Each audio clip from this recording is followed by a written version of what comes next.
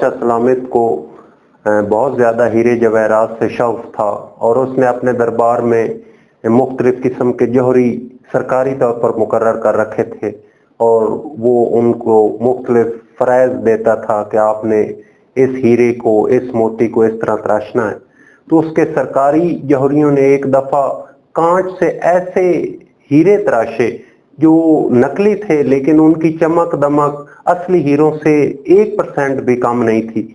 और उन्होंने साथ बादशाह सलामत को कहा कि ये मुमकिन नहीं है कि कोई इनको पहचान सके कि ये नकली हीरे हैं, क्योंकि हमने कांच से इनको इस तरह तराशा है कि ये बिल्कुल बाइना असली हीरों की तरह है।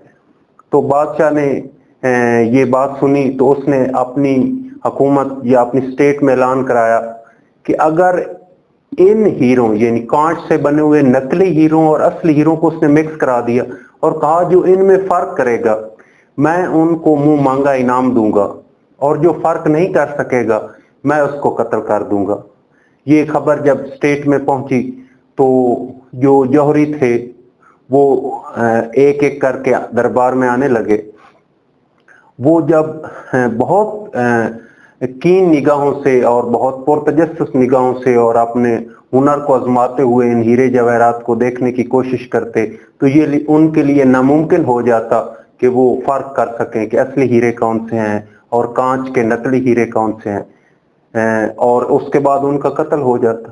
बादशाह ने ये शर्त रखी हुई थी कि जो पहचानेगा उसको मुंह मांगा इनाम मिलेगा, वरना उसे कत्ल के अमल से गुजरना पड़ेगा।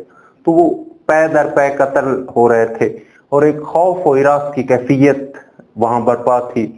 तो एक दिन एक बुजुर्ग जो अंधा था, जौहरी था, वो बादशाह के दरबार में आया और उसने कहा कि वो मेरे हीरे हवाले कर दिए जाएं, मैं उनको पहचान सकता हूँ। तो बादशाह सलामत पहले तो मुस्कुराए, उन्होंने कहा यहाँ तो आंखों वाले जौहरी जो हैं उनको पहचान नहीं सके, आप तो आंखों से भी मारूम है, ये कैसे मुमकिन है आपके लिए कि आप इन जवाहरात को नकली और असली में फर्क कर सकें। उसने कहा बादशाह सलामत ये मैं चैलेंज कबूल करता हूं, आप मुझे हैंड ओवर करें। तो बादशाह सलामत ने उसको नकली और असली हीरे जो कांच के बने हुए थे और असली हीरे मिक्स करके दे दी। वो बुजुर्ग जो अंधा था वो धूप में चला गया और काफी देर धूप में बैठा रहा और थोड़ी देर बाद वापस दरबार में लौटा और उसके एक हाथ पर असली हीरे थे और एक हाथ पर नकली कांच के हीरे थे। जब बादशाह को पेश किए तो बादशाह ने अपने दरबारी जौहरियों को कहा कि इसको चेक करो। उन्होंने कहा बिल्कुल इसने ठीक परख लिया है, इसने सही फर्क कर लिया है, बिल्कुल असली और नकली हीरे इसने जुदा जुदा कर लिए हैं। तो बादशाह बड़ा हैरान हुआ और कबल इसके कि उसको इनाम देता उससे पूछा कि आपने ये कैसे पहचान लिया कि ये असली हीरे हैं या नकली हीरे हैं। उसने कहा बादशाह सलामत मैं इनको धूप में लेकर बैठा रहा, जो असली हीरे थे वो गर्म नहीं हुए, जो नकली हीरे हैं वो गर्म हो। तो जो गर्म हो गए वो नकली थे और जिन्होंने हीट बर्दाश्त कर ली और गर्मी जहर नहीं की वो असली हीरे थे। यहाँ एक बहुत बड़ा कीमती पैगाम है। जैसा कि आप जानते हैं कि हीरा किससे बनता है, कैसे बनता है, आज हम इसकी कहानी तलाश करेंगे। जैसा कि आप जानते हैं कि साइंसदानों ने इस कायनात में मौजूद एलिमेंट्स को दो हिस्सों में तकसीम कर रखा है। एक को वो कहते हैं मेटल, एक को कहते हैं नॉन मेटल। मेटल की सिफात में होती हैं कि मेटल सख्त होती हैं, नॉन मेटल नरम होती हैं। मेटल चमकदार होती हैं, नॉन मेटल गैर चमकदार होती हैं। मेटल कंडक्टर होती हैं, अपने अंदर हीट को समो भी सकती हैं, अपने अंदर हीट को जज़ब भी कर सकती हैं और हीट को गुजरने भी देती हैं। जबकि नॉन मेटल हरारत उनमें से ना उनके अंदर समो सकती है और ना हरारत उनमें से गुजर सकती है। तो ये एलिमेंट्स दो वाज़े टाइप्स में हैं, मेटल और नॉन मेटल।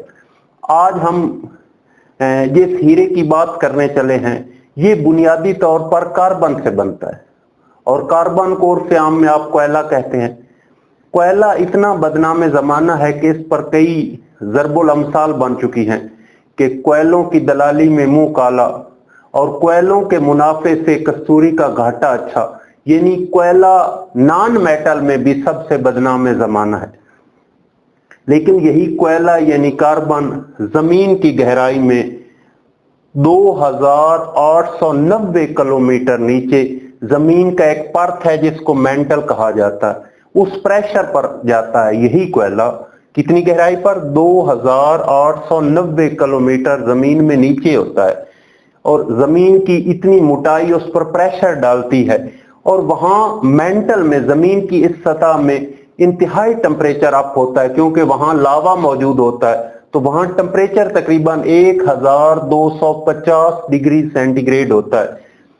इतना टेम्परेचर और इतना प्रेशर सहने के बाद यही कोयला डायमंड बन जाता है, यही कोयला हीरा बन जाता है, और अपनी सिफात में कितनी हैरान कुन तब्दीलियां करता है मैं आपको बता देता हूं। सबसे पहले नॉन मेटल की सिर्फ थी कि नरम होती, यही नॉन मेटल यानी कार्बन जो है वो जब डायमंड में बनती है तो डायमंड दुनिया की सख्त तरीन चीज बन जाता है। इस वक्त टॉप 10 जो सख्त तरीन चीजें चट्टाने काटने में इस्तेमाल होती हैं वो डायमंड बन जाता है। दूसरी सिर्फ नॉन मेटल यानी कोयले की थी कि वो गैर चमकदार था। कोयला अब चमक की एक सिमिली बन चुका है, एक तशबीह बन चुका है। डायमंड रिंग्स जो हैं वो दुनिया की महंगी तरीन रिंग्स होती हैं।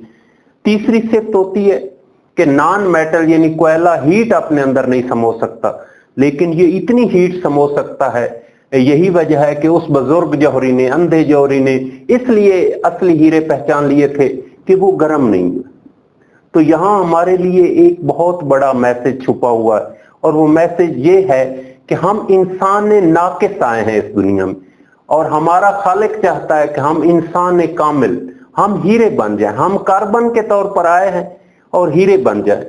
और ज़ाहिर बात है कार्बन से हीरा बनने के लिए हमें दो चीजों की जरूरत होगी, एक इंतहाई टेम्परेचर और एक इंतहाई प्रेशर।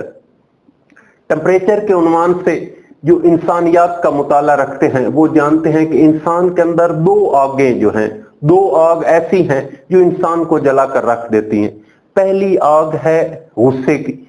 आपको पता है गुस्से में इंसान बहुत ज्यादा तपिश से गुजरता है, और अगर उसके अंदर उस तपिश को समो लेने की और बर्दाश्त करने की सलाहियत नहीं होती तो वो बहुत ज्यादा नुकसानात कार उठता है।